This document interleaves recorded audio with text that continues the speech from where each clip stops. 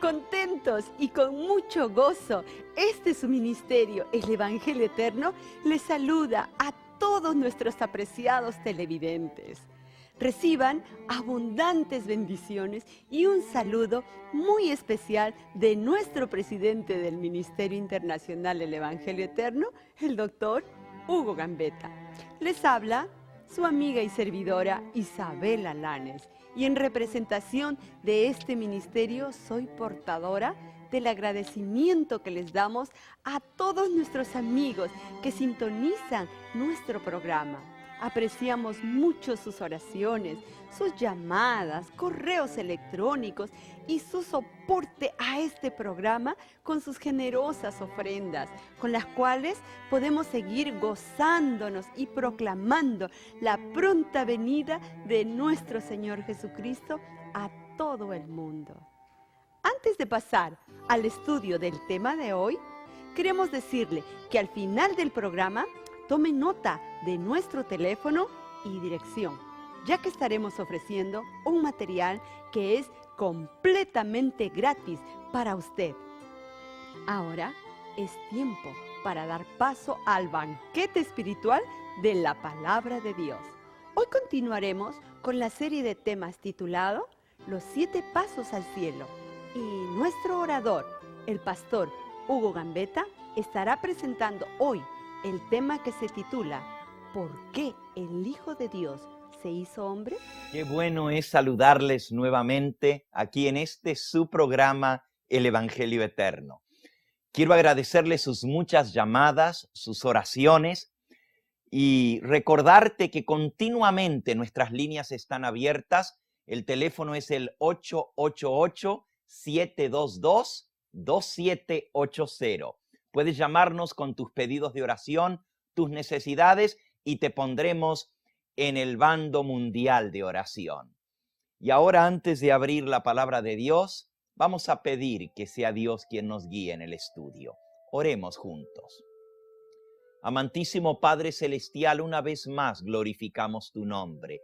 Gracias por cada persona que en esta hora ha sintonizado este programa para escuchar tu palabra. Que tu Espíritu Santo haga la obra en cada corazón y que todo pensamiento quede sujeto a tu Hijo, el Señor Jesús. En su nombre lo agradecemos. Amén. Hemos estado estudiando en nuestra última presentación ¿por qué el Hijo de Dios se tuvo que hacer hombre? ¿Por qué Dios tuvo que ir hasta tales extremos para redimir al hombre? El texto principal que nos habla de lo que es la justificación o la redención nos da un propósito mucho más amplio y más profundo para lo que es el plan de redención. Dice en Romanos, en el capítulo 3, desde el versículo 23 en adelante: por cuanto todos pecaron y están destituidos de la gloria de Dios, siendo justificados gratuitamente por su gracia mediante la redención que es en Cristo Jesús, a quien Dios puso como propiciación por medio de la fe en su sangre para manifestar su justicia, a causa de haber pasado por alto en su paciencia los pecados pasados, con la mira de manifestar en este tiempo su justicia, que sea Él el que es justo y el que justifica al que es de la fe de Jesús. Amigo que me escuchas, el plan de salvación no es solamente una idea traída para perdonar al hombre. El plan de salvación dice aquí que muestra la justicia de Dios. ¿Cómo Dios puede perdonar al hombre y al mismo tiempo ser justo? ¿Te gustaría a ti que un juez perdonara al asesino de tu hijo? ¿Te gustaría a ti que un juez perdonara al hombre que violó a tu hija, que lo deje libre así porque sí? ¿Verdad que sería injusto? Pues Dios, como soberano del universo, como el juez eterno, tiene que ejercer justicia, pero al mismo tiempo tiene que mostrar misericordia. ¿Recuerdan las acusaciones de Satanás? El diablo dijo, ¿para qué creaste al hombre? ¿Acaso no sabías que iba a pecar? ¿Lo creaste para destruirlo? ¿Cómo Dios puede manifestar al mismo tiempo su justicia y su misericordia? Por eso dice aquí, Dios puso a Cristo Jesús como propiciación, como pago por medio de la fe en su sangre, para manifestar su justicia.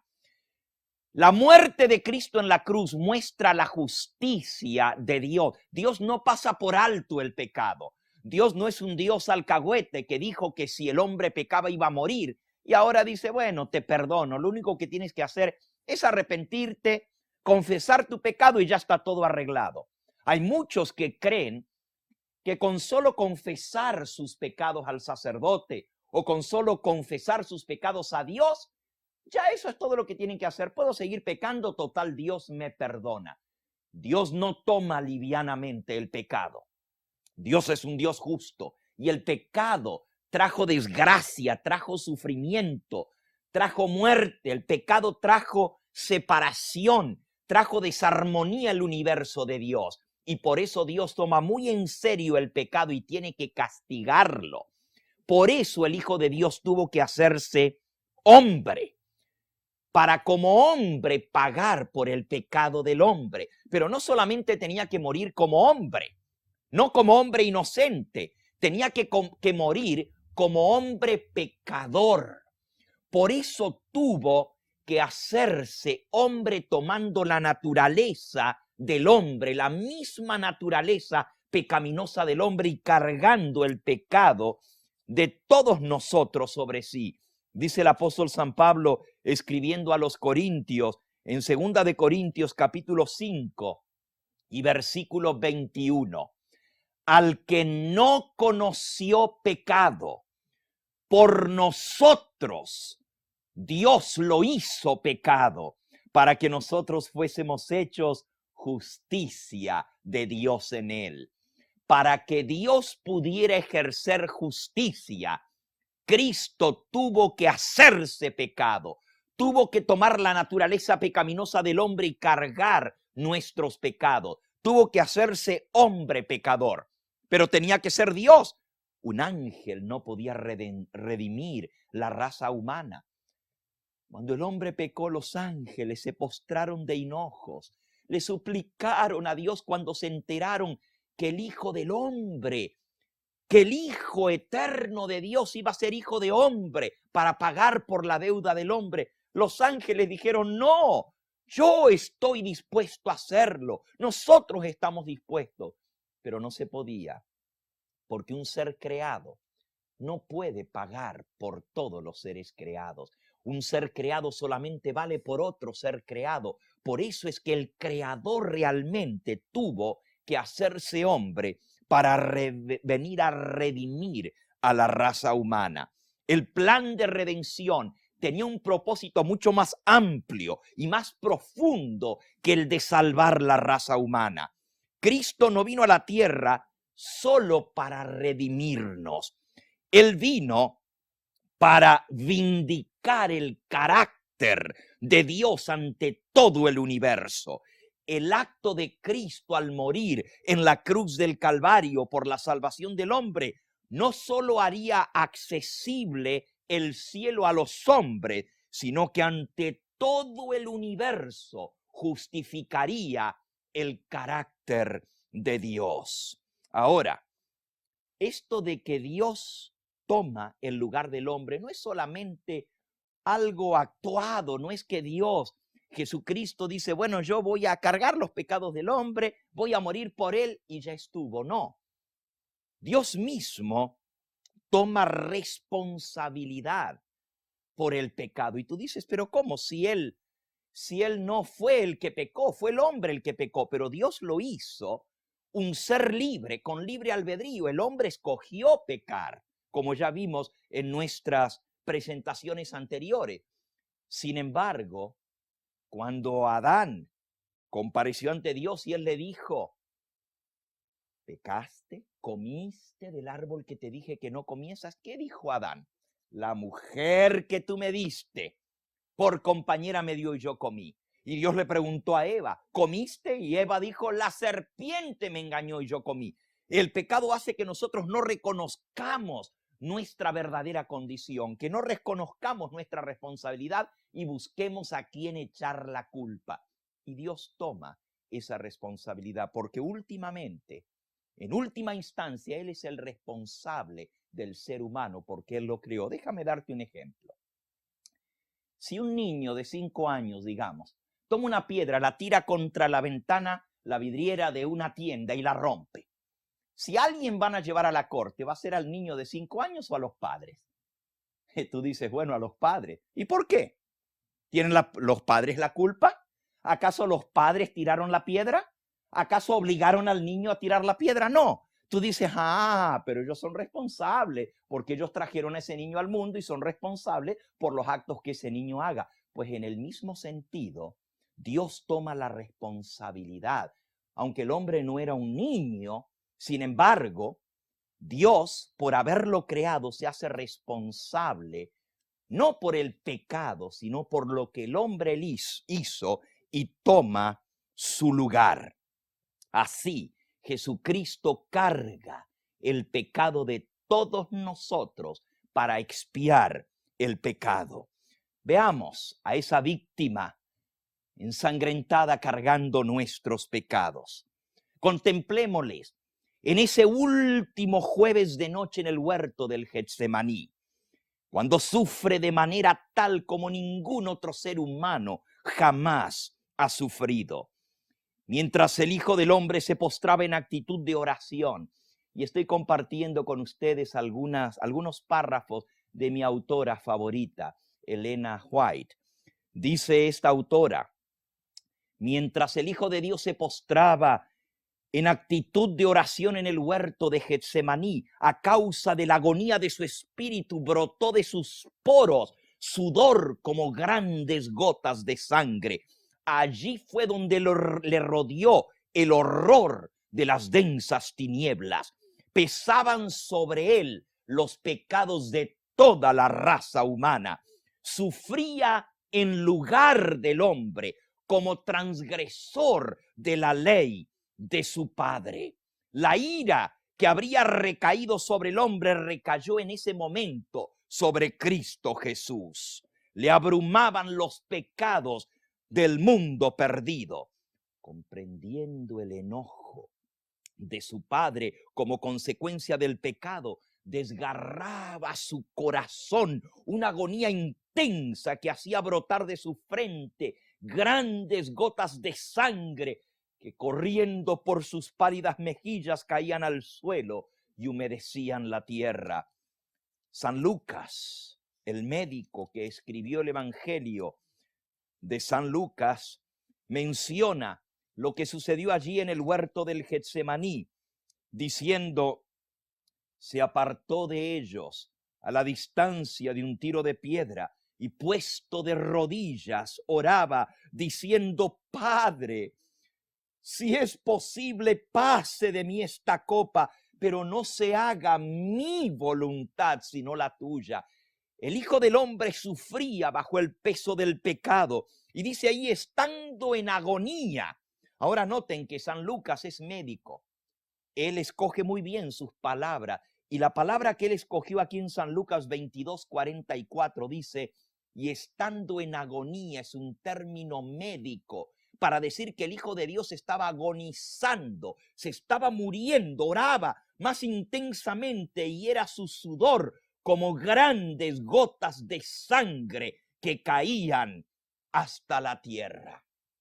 Es terrible cómo el Hijo de Dios tuvo que sufrir de esa manera inefable, agonizaba, salía de sus poros gotas de sangre. Ahora yo quiero que tú notes que esto es algo terrible, le sucede a personas justo antes de morir, en la agonía final de la muerte. Lo voy a decir de la manera más respetuosa que pueda decirlo, pero amigo, amiga, que me escuchas, aún si Jesús, y yo sé que él murió crucificado, yo sé que le horadaron las manos y los pies, Yo sé que lo golpearon terriblemente. La mayoría de ustedes ha visto la pasión de Cristo, la película de Mel Gibson, y es horrible, horrorizante ver la manera como lo maltrataron. Pero sabes, aun si Cristo hubiera estado sentado, si él hubiera estado sentado cómodamente en un sillón acolchonado, de todos modos se hubiera muerto, porque no fue el dolor atroz, por terrible que haya sido, el dolor físico en la cruz del Calvario. Ya horas antes de la cruz estaba muriendo en el Getsemaní, porque pesaban sobre él los pecados de toda la raza humana. Y tú dices, bueno, ¿y qué tiene que ver esto conmigo y con mi salvación? El asunto de tu salvación y la mía es algo que Dios mismo arregló por sí solo, porque tenía que ver con su justicia, con demostrar ante todo el universo que Él era justo. Amigo, amiga que me escuchas, Jesús murió de una forma atroz pagando la deuda del pecado, porque Dios tenía que demostrar los resultados trágicos de a dónde lleva el pecado. Y Jesús murió sufriendo como sufrirá el pecador que no se arrepiente, la segunda muerte, la separación eterna de su Padre. Por eso dice que clamaba en la cruz: Dios mío, ¿por qué me has dejado solo? ¿Por qué me has desamparado? ¿O hubo alguna vez sufrimiento semejante, pesar como el que soportó el Salvador moribundo? Lo que hizo tan amarga la copa que tembló en su mano fue la comprensión del desagrado de su Padre para con el pecado. No fue el sufrimiento corporal lo que acabó tan prestamente con la vida del Hijo de Dios. Ambos lados estaban crucificados otros dos malhechores y estaban vivos cuando vinieron a bajarlos de la cruz. Les tuvieron que quebrar las piernas, pero el Hijo de Dios ya estaba muerto. ¿Por qué murió? Literalmente, porque su corazón fue quebrantado por el peso del pecado, el peso abrumador de los pecados del mundo. La sensación de la ira de su Padre fue lo que sacó de su garganta ese terror, ese grito agonizante: Dios mío, ¿por qué me has desamparado? Y todo esto lo hizo por ti. Lo hizo por mí. La naturaleza inanimada gemía y simpatizaba con su autor que sangraba y perecía en la cruz. La tierra tembló, los cielos se cubrieron de tinieblas, el sol se negó a dar su resplandor cuando la luz del universo se apagaba. Los cielos se cubrieron de tinieblas, los ángeles presenciaron la escena hasta que no soportaron más y apartaron sus ojos del horrendo espectáculo. Cristo moría en desesperación solo. No hubo nadie a su lado, y todo esto fue para pagar la penalidad de tu pecado y el mío. Por eso, amigo, amiga, cuando tú escuchas que Dios perdona el pecado, como leímos hace un momento en Romanos 3, de pura gracia, de pura misericordia, cuando leemos que la salvación es gratis, que no cuesta nada, por gracia soy salvo. Si la palabra gracia quiere decir un don, un regalo, decimos, la salvación es gratuita. Es cierto, dice Romanos 3, versículo 24, siendo justificados gratuitamente por su gracia. Pero aunque a nosotros no nos cueste nada, le costó al Hijo de Dios todo. El Padre entregó a su Hijo. Y a veces nos preguntamos, ¿quién sufrió más, el padre o el hijo? ¿Saben lo que es? Si tú tienes un hijo, tú preferirías sufrir tú antes que tu hijo sufra. Y el padre ver a su hijo cómo era maltratado, cómo lo abofeteaban, le taparon los ojos, le daban trompadas y bofetadas y le decían, adivina a ver quién te golpeó si eres profeta. Le escupían el rostro, le pusieron una corona de espina, lo disfrazaron como de rey, lo desnudaron, le escupieron y cuando esa saliva maloliente y sucia caía sobre su barba, el Padre tenía el poder de haberlos hecho borrar de la imagen de toda la tierra con solo pensarlo. Pero el Padre aguantó todo eso para que se pagara la deuda del pecado para tu salvación y la mía. Amigo, amiga que me escuchas, Dios te perdona, es cierto. Te perdona porque Él pagó la deuda del pecado. Por eso Dios puede ser justo y misericordioso al mismo tiempo. Dice el salmista en el Salmo 85 y en el versículo 10. Salmo 85, 10. La misericordia y la verdad se encontraron. La justicia y la paz se besaron. En la cruz del Calvario, la justicia y la misericordia se encontraron. Dios puede ser misericordioso y perdonarte a ti y a mí, pero también puede ser justo al mismo tiempo porque Él cargó en su Hijo el pecado de todos nosotros. ¿Aceptarás ese sacrificio? ¿O será en vano todo lo que Él hizo? Él te llama a ti en esta hora. Dile, sí, Señor, reconozco que fueron mis pecados los que te llevaron a la muerte. Acepto tu sacrificio, acepto tu perdón. Gracias, Señor, por darme la salvación. Y si esa es tu decisión, entonces llámanos, dinos, pastor, ore por mí. Yo he aceptado al Señor Jesús y sé que Dios me ha perdonado. Que Él te bendiga. Estamos seguros que el tema que nuestro gran orador internacional, el pastor Hugo Gambetta, presentó el día de hoy haya sido de gran bendición para su vida espiritual. Le invitamos a que invite a sus amigos y vecinos a que escuchen este programa y lo puedan ver a través de este canal. Como les dijimos al principio del programa, tenemos para usted un obsequio que es completamente gratis. Llame al número que aparece en su pantalla y pida el primer DVD de la serie titulada La Fe de Jesús, preparada por el doctor Hugo Gambetta. Esta serie les introducirá a las enseñanzas y doctrinas de Jesucristo. Juntamente con el DVD se le enviará una guía de estudios que deberá responderla y una vez concluida, remitirla a nuestro ministerio. Así, de esta manera, le enviaremos la próxima guía de estudio, una vez completada las 3 primeras guías de estudio, y le enviaremos el próximo DVD con otros 3 estudios hasta completar la serie de 24 estudios. Y todo esto completamente gratis. Querido amigo, también le invitamos a que nos visite en nuestra página web www.elevangelioeterno.com.